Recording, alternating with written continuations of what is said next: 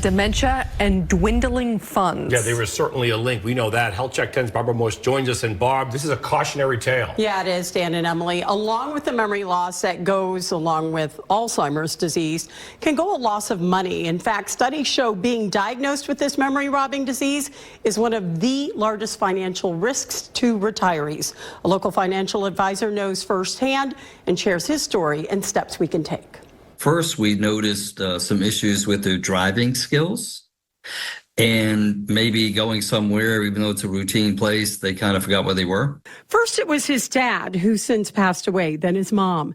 There were a few things Jeff Massey, a financial advisor at Massey & Associates, noticed. She was sending repeatedly, like month after month, charitable contributions to the same places, which she could not afford to do. She would repeat herself more and more often. They are very easily scammed if they have dementia because they're not thinking clearly. And these scammers can be very convincing. The Massey family got a diagnosis of dementia. That's paramount. And they took over her finances. How do you approach this topic with your parents or elderly loved one? You know, I guess it's not an easy thing to do, especially in those cases where people are not that open with their finances. Check for things like if they're still writing out their checks, take a peek at their checkbook.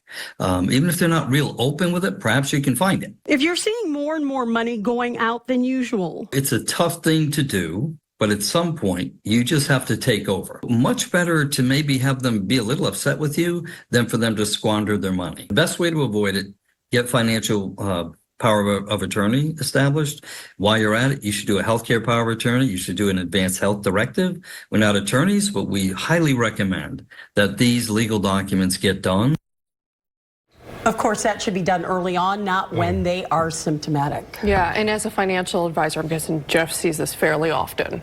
He does, too much, especially the scams. You know, scammers saying that their grandchild is in trouble and needs money. The romance scams are a big one. It can wipe you out. Add dementia to the equation, and it is worse. And a big problem is your loved one will likely need memory care, which is expensive.